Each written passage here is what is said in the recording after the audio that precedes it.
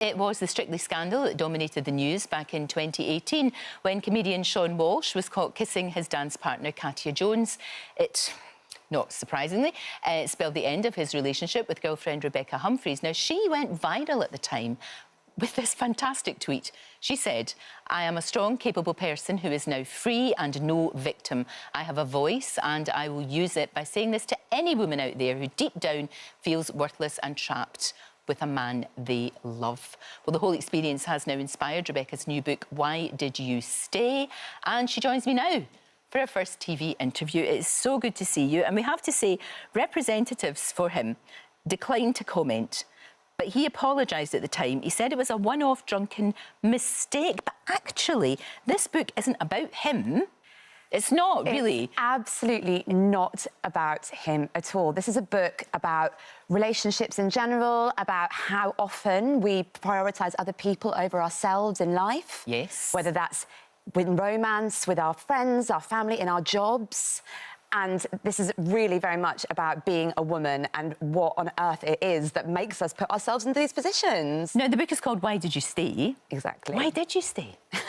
I mean, there's 400 pages worth of answering that question there. But, I mean, one of the many reasons was that we've been conditioned by pop culture to believe that love and having a partner, getting married, having children is the most important thing in our life, and that when we have it, we have to cling onto it at all costs. I mean, every single story I've watched since I was about 4 years old has been in Disney films, fairy tales, rom-coms. It's been about women tearing off chunks of themselves, the bits they like the best often, their confidence, their voice, and stepping into a man's life, and he doesn't have to change a thing.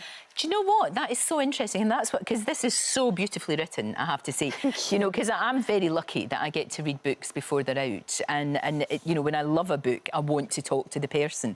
And this is fantastic, and I heard your voice all the way through it, and I know that women are going to recognise themselves in here, or their best friend, or their mother, their sister, whoever, because they've seen them being well, the shine being taken off them. That's it, and you see it so, like, time and time again. And one of the main reasons that I wanted to write this book was because before I got into this relationship, I would have self-identified as someone who was confident, smart, sassy, sexy, you know, and I see it all the time, these fabulous women who dim themselves and who allow their shine and their sparkle to be taken away from them to keep these relationships alive that is hurting them.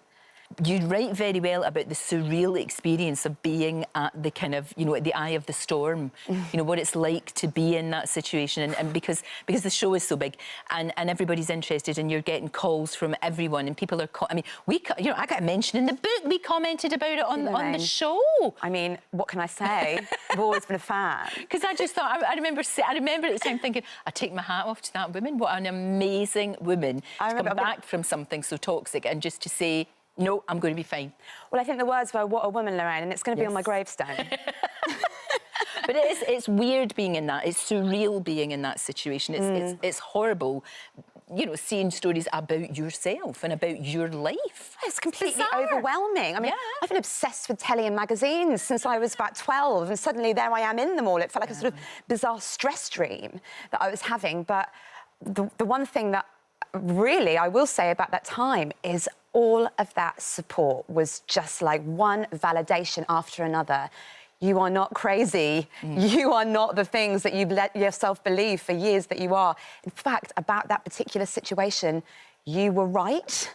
And honestly, all of that just flooded me. So it's a great opportunity for me to say thank you so much to everyone that was so supportive that time. And it really is testament. Social media, I mean, there's so much that's difficult about it, and we all have to really be careful about using it, but it's a real testament to the positive power of it as well. And just sometimes you message someone online and you think, oh, they're never going to read that, but we do, and it means a lot. It means a huge amount, It absolutely does. Now, the thing about it is, as you said, as soon as that relationship stopped, and we should remember that that was actually on your birthday that happened. Yeah, it was my birthday. Which is horrendous. It's horrendous anyway, but that is like, come on. Yes, it's sort of etched in my memory. You know? Exactly, of course it is.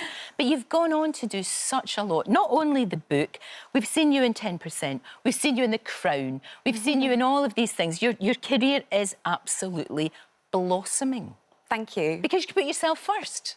Because finally, I'm not people-pleasing, I'm not prioritising someone else's life over my own, I'm not prioritising this idea of being in love over myself. Yeah. And actually, by doing that, I've learned so much about love that is so much healthier, and about how passion doesn't need to be really dangerous, and about actually there's nothing healthier and sexier than a love that enhances your life and that you're not giving up your life to be a part of. Yeah, and don't waste time. I mean, is that kind of the only regret, the fact that you maybe stayed, you know, the book is called, of course, Why Did You Stay? But maybe you stayed too long.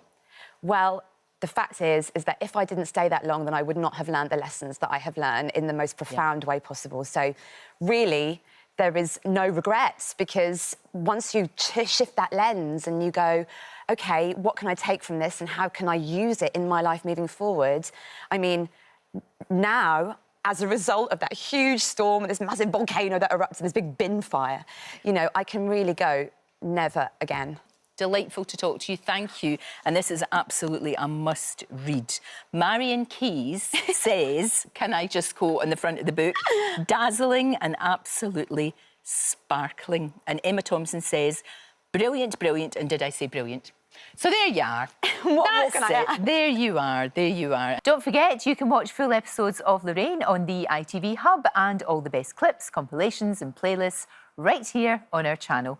Just subscribe now and you'll never miss an upload. Click here to watch another video similar to this one, or click here to head to our channel's homepage to explore all of our exciting videos.